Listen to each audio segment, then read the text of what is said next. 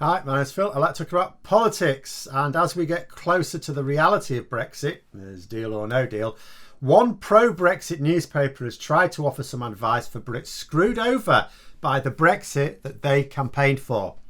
Only on close inspection, what their top 10 tips for a successful Brexit seem to come down to is either be rich or get used to lower standards.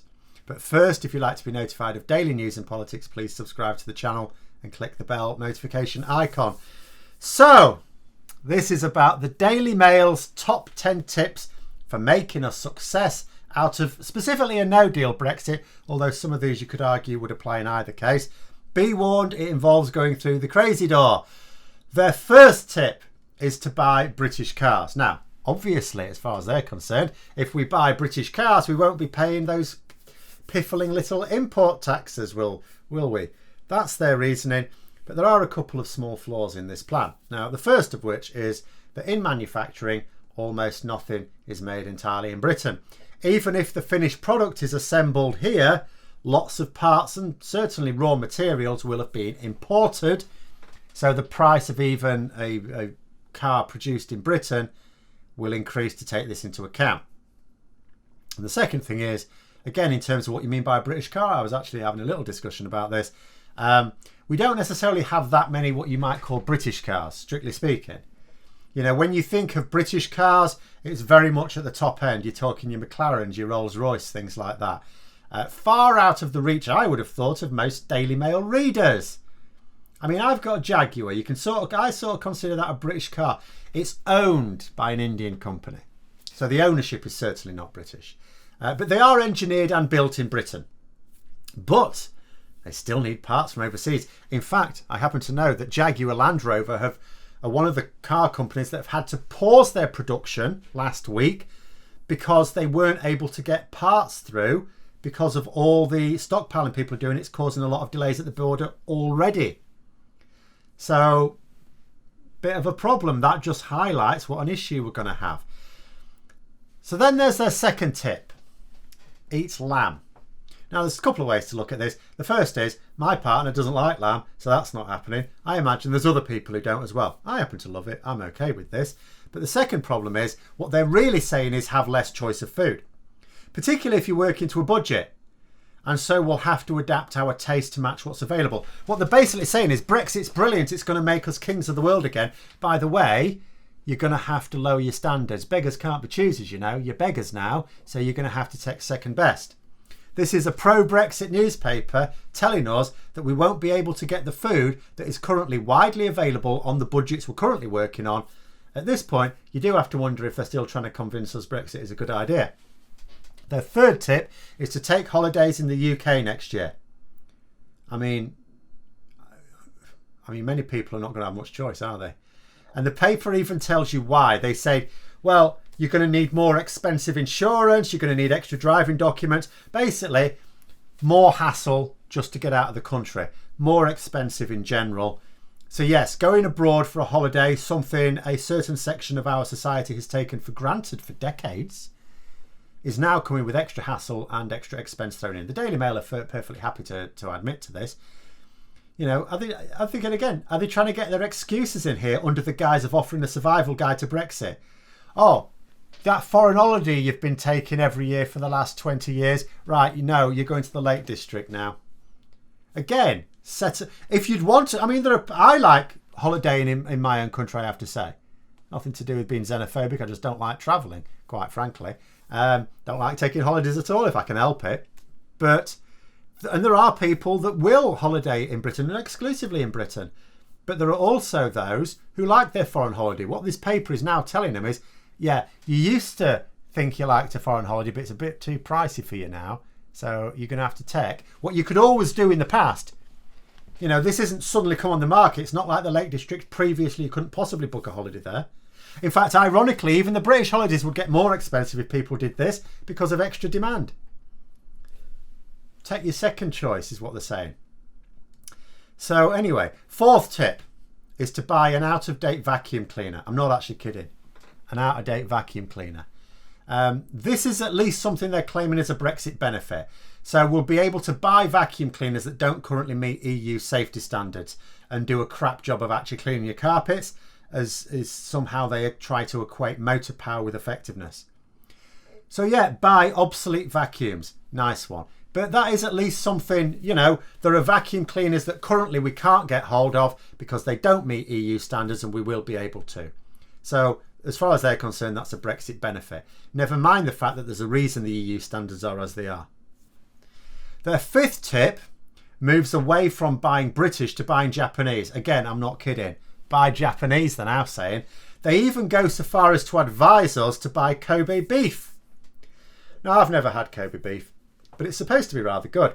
In fact, Japanese beef, Wagyu beef, is also supposed to be bloody good. But it's also extremely expensive. And our Japanese trade deal doesn't make it any cheaper than we can get it right now either. It's not suddenly cheaper. And that was the funny thing. The Mail recommend that so their reasoning for this is to reward countries who gave us trade deals by buying their goods.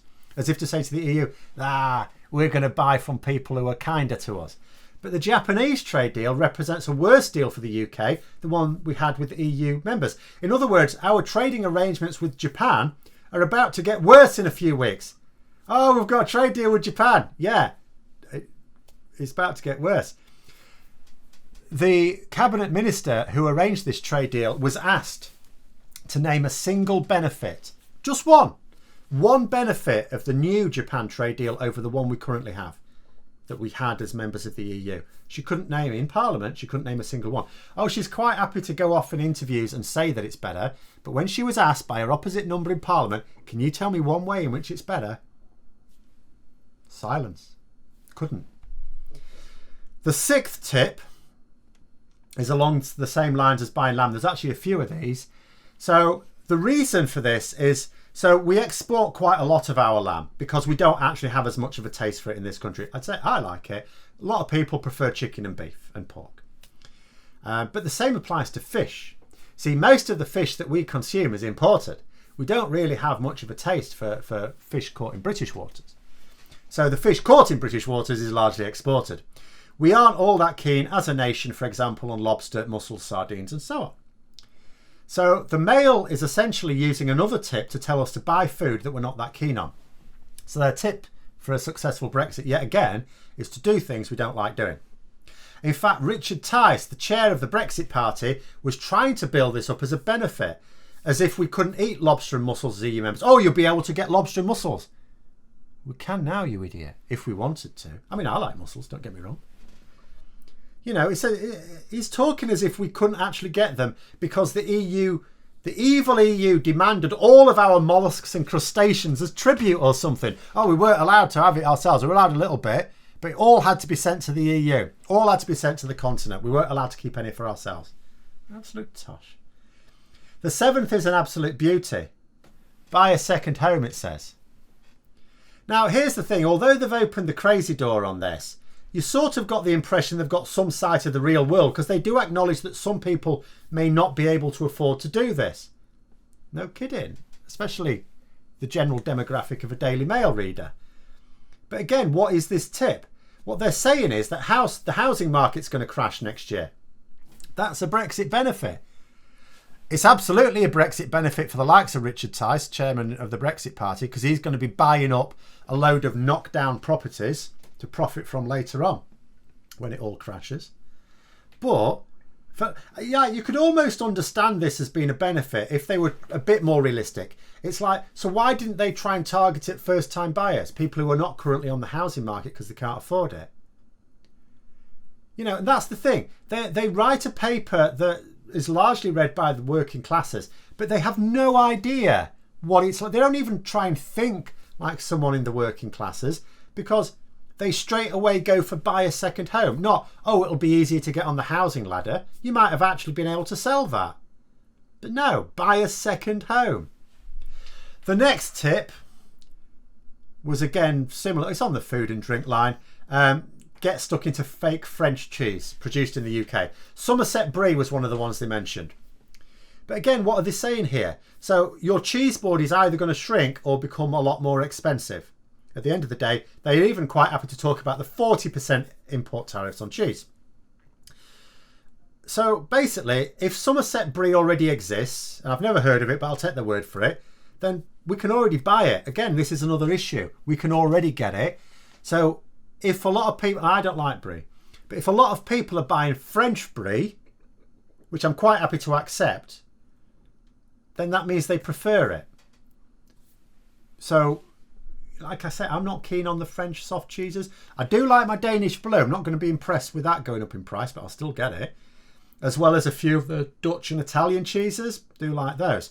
But creating shortages and price increases for those is not something I'm going to consider a Brexit benefit. But even where British-based alternatives exist, it's not making a success out of a no-deal Brexit to be satisfying yourself by buying what you obviously thought was a crapper version.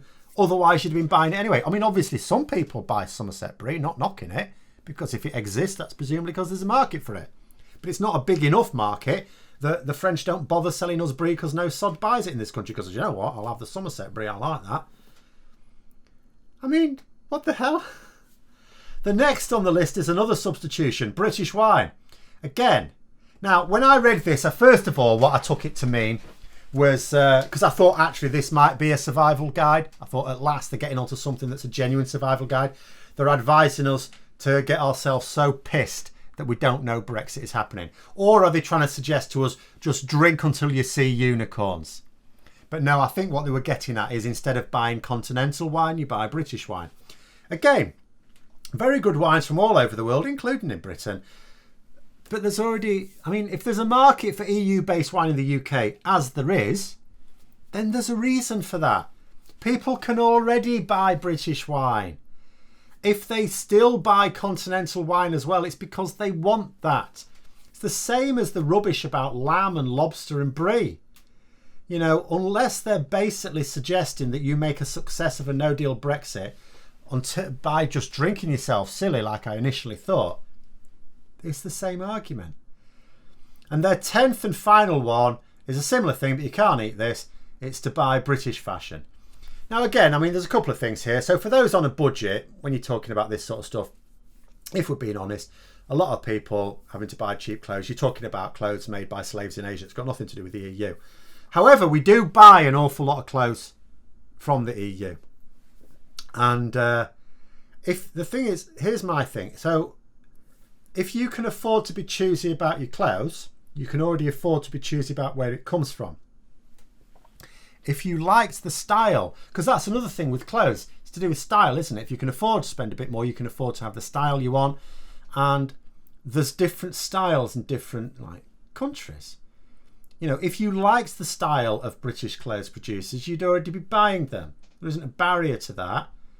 They aren't suddenly going to become cheaper. They're still available. If you aren't choosing them, it's because you prefer something else. So their advice, yet again, is to pick second best for yourself. This is a Brexit paper, I'll remind you. It's not a Remain paper taking the piss. This is a Brexit paper that's telling you that the only genuine benefits to a no-deal Brexit may be found if you are rich enough to buy up a load of knockdown property when the arse falls out the housing market and a load of people are evicted or have to abandon it for whatever other reason. And if you're not rich enough to be able to capitalise in that way, then what you're going to have to do to make a success out of Brexit is get your second best choice. You can't actually pick the things you pick right now. You can't have those. Sorry, it's a bit too much for you. You're going to have to lower your standards because beggars can't be choosers. But there we are. That's what Brexit is now in a Brexit newspaper. Hope you found the video interesting. If you did, don't forget to click the like button. And if you'd like to support the channel further, please also click the Patreon link for details. And until next time, I'll see you later.